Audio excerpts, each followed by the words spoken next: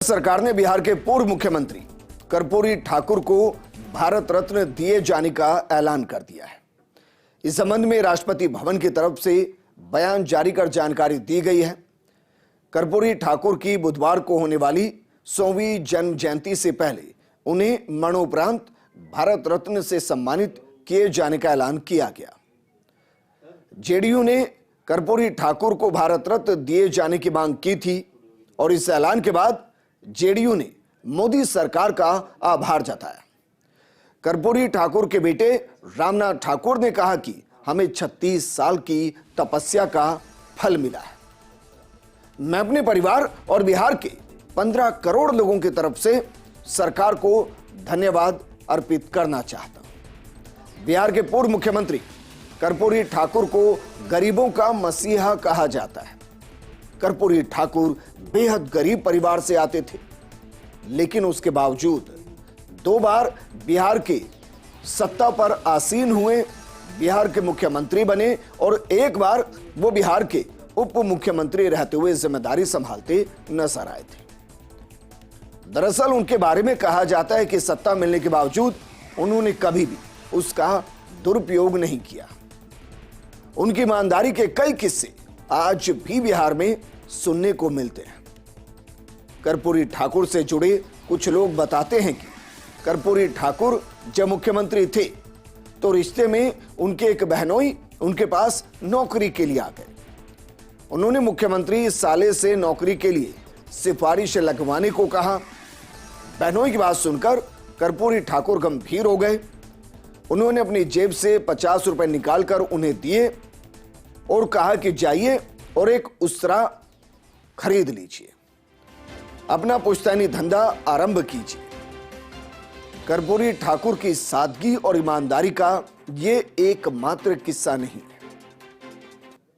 मौजूदा वक्त में नेता सत्ता मिलते ही अपने और परिवार के लिए धन संपत्ति जुटाने के लिए नई नई तरकीबें ढूंढने लगते हैं, लेकिन स्वतंत्रता सेनानी कर्पूरी ठाकुर 1952 से लगातार दशकों तक विधायक रहे, उप मुख्यमंत्री रहे, मुख्यमंत्री रहे, लेकिन जरा उनकी सादगी, उनकी ईमानदारी, उनकी कर्तव्यनिष्ठता, उनकी सादगी भरे स्वभाव और जनता के प्रति समर्पण कुछ ऐसा कि दशकों तक विधायक, 2 बार मुख्यमंत्री, 1 बार उप मुख्यमंत्री रहने के बावजूद अपने लिए उन्होंने एक मकान तक नहीं बनवाया। जयंत जिज्ञासु की किताब में कर्पूरी ठाकुर की खुददारी के एक और प्रसंग का जिक्र मिलता है। कर्पूरी ठाकुर के छोटे बेटे का डॉक्टर्स की पढ़ाई के लिए चयन हो गया था और उस बीच उसकी तबीयत खराब हो गई। उसे दिल्ली के राम मनोहर लोहिया अस्पताल में भर्ती कराया गया। डॉक्टर्स ने बताया कि दिल की बीमारी, ऑपरेशन के लिए मोटी रकम की जरूरत थी। ये बात जब प्रधानमंत्री इंदिरा गांधी को पता चली तो उन्होंने अपने एक प्रतिनिधि को भेजा। इसके बाद कर्पूरी ठाकुर के बेटे को राम मनोहर लोहिया अस्पताल से निकालकर एम्स में भर्ती कराया गया। इसके बाद इंदिरा गांधी खुद अस्पताल पहुंची और कहा कि वो सरकारी खर्चे पर कर्पूरी ठाकुर के बेटे का इलाज अमेरिका में करवाएंगी। कर्पूरी ठाकुर को जब इस बात की जानकारी मिली तो उन्होंने साफ इनकार कर दिया। उन्होंने कहा कि मर जाएंगे लेकिन बेटे का इलाज सरकारी खर्च से नहीं कराएंगे। बाद में जयप्रकाश नारायण ने पैसे का बंदोबस्त कराया और न्यूजीलैंड भेजकर उनके बेटे का इलाज कराया। 70 के दशक में बिहार सरकार विधायकों और पूर्व विधायकों के निजी आवास के लिए पटना में सस्ती दर पर जमीन दे रही थी। यह एक और किस्सा है, उनके खुददारी से भरा हुआ, उनके स्वाभिमान से भरा हुआ, उनके व्यक्तित्व से भरा हुआ। उस दौरान कर्पूरी ठाकुर को आवास के लिए जमीन लेने के लिए कहा गया तो उन्होंने साफ मना कर दिया। इस पर एक विधायक ने उनसे कहा कि आपका बाल बच्चा कहां रहेगा? कर्पूरी ठाकुर ने कहा कि अपने गांव में रहेगा। कर्पूरी ठाकुर के निधन के बाद उत्तर प्रदेश के कद्दावर नेता हेमवंती नंदन बहुगुणा समस्तीपुर से उनके गांव पितौंजिया गए तो पुश्तैनी झोपड़ी देकर वो रो पड़े थे। बिहार के नाई परिवार में जन्मे ठाकुर अखिल भारतीय छात्र संघ में रहे। लोकनायक जयप्रकाश नारायण और समाजवादी चिंतक डॉक्टर राम मनोहर लोहिया उनके राजनीतिक गुरु रहे। बिहार में पिछड़ा वर्ग के लोगों को सरकारी नौकरी में आरक्षण की व्यवस्था कराने की उन्होंने पहल की थी और बहुत कम लोग जानते होंगे और आज की जनरेशन यकीन से कह सकते हैं कि बिल्कुल नहीं जानती होगी। भारत जोड़ो आंदोलन के समय कर्पूरी ठाकुर ने 2.5 साल जेल में बिताए। जनता के प्रति उनके सेवा भाव और लोकप्रियता के चलते उन्हें जननायक कहा जाता है। एक ऐसे जननायक जो फटे लिबास, फटी झोपड़ी में रहे, लेकिन स्वाभिमान इतना निर्मल, इतना उज्जवल, इतना उजला कि कोई उसको रत्ती भर भी धूमिल नहीं कर पाया, उसको छू नहीं पाया। तो मैं इसका स्वागत करता हूं। वो डिज़र्व करते थे, इसमें कोई शक नहीं है कि उन्होंने ख़ास तौर पर जो सामाजिक न्याय के लिए काफ़ी उन्होंने काम किया है। लेकिन भारतीय जनता पार्टी के द्वारा जो भारत रत्न उनको दिया जा रहा है, उससे एक बात तो स्पष्ट है कि भारतीय जनता पार्टी ने जो आगे 2024 का चुनाव है उसको ध्यान में रखकर ये उपाधि उनको दी गई है भारत रत्न का। लोग इस बात को अच्छी तरह समझते हैं। लेकिन जैसा मैंने कहा कि कर्पूरी ठाकुर जी का जो सामाजिक न्याय के क्षेत्र में जो उनका योगदान है उसको फरामोश नहीं किया जा सकता है। ये कांग्रेस के नेता हैं तारिक अनवर साहब। अब इनसे कोई पूछे कि 2004 से 14 तक तो आपकी ही सरकार थी, आप जरा उनको भारत रत्न दे देते। एक तरफ कह रहे हैं कि वो डिजर्व करते हैं और दूसरी तरफ कह रहे हैं कि उनको दिया जा रहा है, उसके पीछे सियासत है।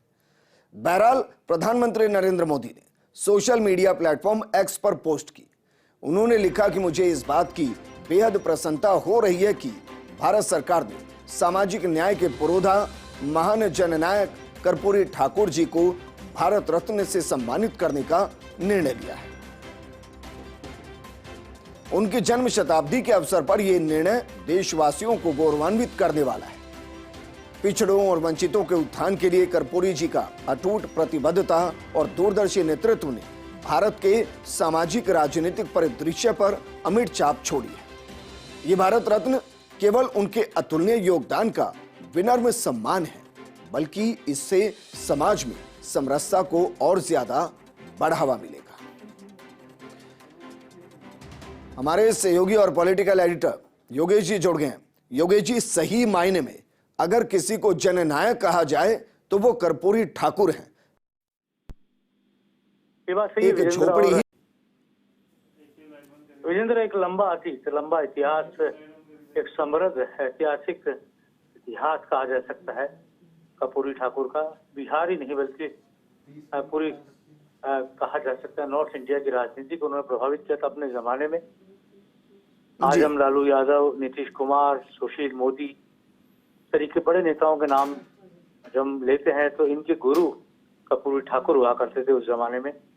जैसा आपने कहा कि वो गरीबों के मसीहा रहे, गरीबों के पोषक रहे, तो इसके पीछे एक बड़ा कारण था कि वो खुद गरीबी से निकल कर आए और फिर उन्होंने मुख्यमंत्री के पद पर जब रहे तो उन्होंने बिहार के अंदर गरीब उन्मूलन की दिशा में बड़ा काम किया, गरीबी को मिटाने की दिशा में काम किया और समाजवादी राजनीति के बड़े पोषक थे क्योंकि राम मनोहर लोहिया से राजनीतिक मार्गदर्शन उनको मिला। तो राम मनोहर लोहिया की विचारधारा के वो एक तरह से सच्चे अग्रदूत थे और ये बहुत बड़ी बात है। इसको बहुत राजनीतिक तौर से भी समझना जरूरी है कि भारत रत्न देने का बहुत अरसे बाद एक राजनीतिक हस्ती को भारत रत्न दिया गया।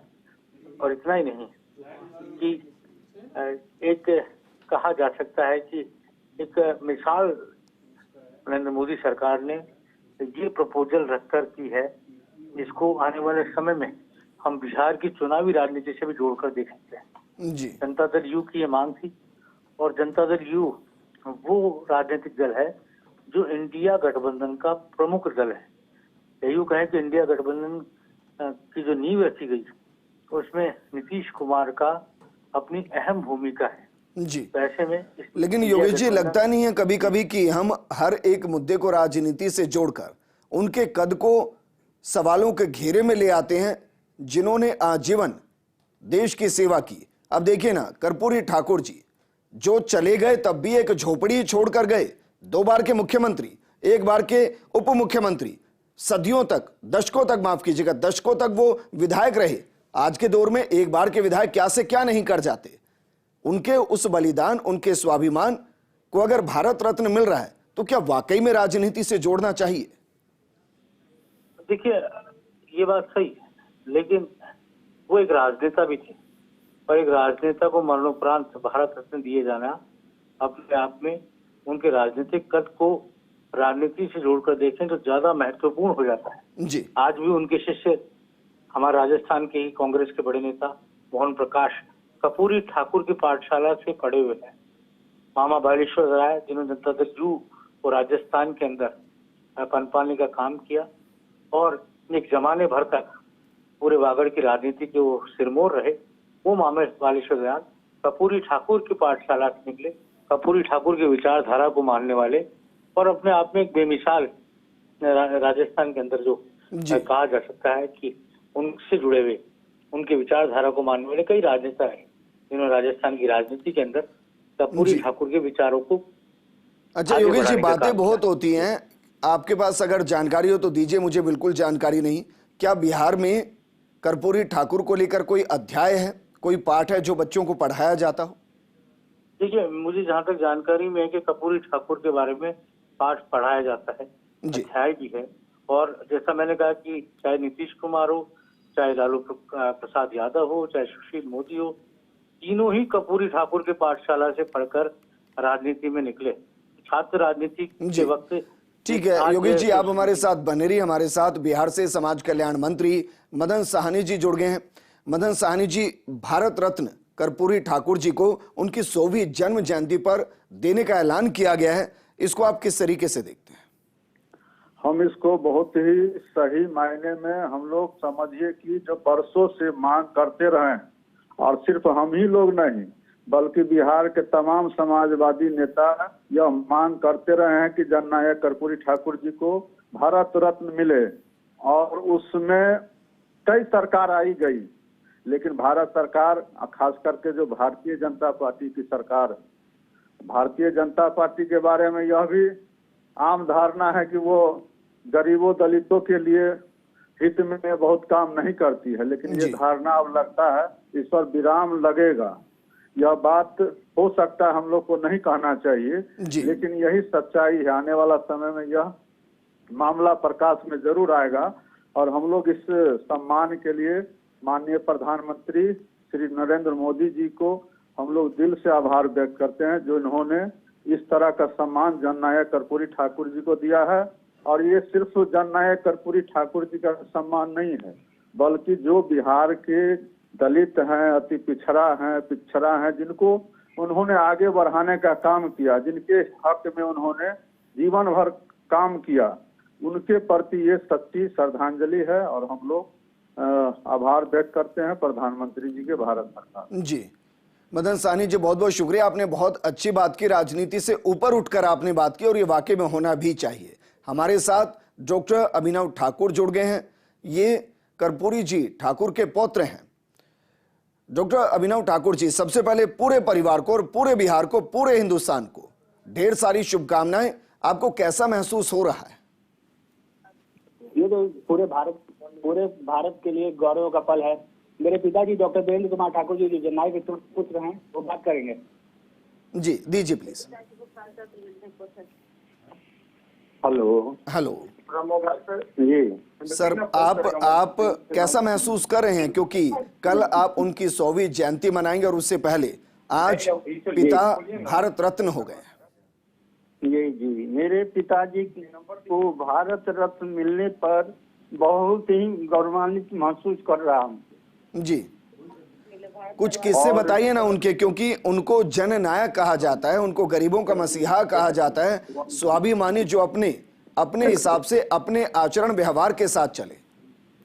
जी ऐसे तो मैं हमारे परिवार में राजनीति में मेरे बड़े भाई हैं रामनाथ ठाकुर, और जी हम डॉक्टर हैं, डॉक्टर वीरेंद्र कुमार ठाकुर जी जी। और सर, जब से जी। पिताजी जब से शुरू से हमको बहुत मानते थे और कहते थे कि गरीब का सेवा करना है, गरीब को मदद करना है, कभी गरीब को रुलाना नहीं है, तो आगे उसको पहले इलाज करना है। जी, कभी आपको महसूस हुआ, क्योंकि उनके बारे में कहते हैं कि उन्होंने दौलत नहीं कमाई, 2 बार मुख्यमंत्री रहते हुए भी नहीं कमाई, उन्होंने सिर्फ आशीर्वाद कमाया, दुआएं कमाई। नहीं तो हमको खुशी है, खास करके हमको और हम और हमारे परिवार के लोग जी इतना खुश हैं और कहते थे कि एकदम गरीबी से निकलना है और गरीब की सेवा करना है, और हम बहुत गौरवान्वित महसूस कर रहे हैं। आज ये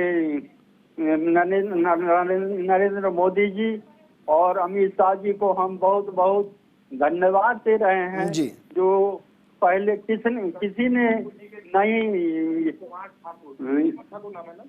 बिल्कुल, बहुत बहुत शुक्रिया सर। हम शब्दों के साथ समझ पा रहे हैं कि किस तरीके की भावनाएं आपकी इस वक्त व्यक्त हो रही होंगी। बहुत बहुत शुक्रिया वक्त निकालकर हमसे बातचीत करने के लिए। लेकिन कहते हैं कि कौन कितने बड़े कुल में पैदा हुआ उसका पता लगाना है तो पता लगाइए कि बच्चे के पैदा होने पर कितने लोग वहां पर जश्न मनाने आए और किसने अपनी जिंदगी में कितना कमाया, कितने लोगों के दिल में जगह बनाई, कितनों से आशीर्वाद लिया। ये पता करना है तो पता कीजिए कि किसके अंतिम सफर में कितने हजार लोग पीछे चल रहे हैं। और कर्पूरी ठाकुर वही हैं जिनके लिए पूरा हिंदुस्तान गमगीन हुआ और आज वो भारत रत्न है। नमस्कार।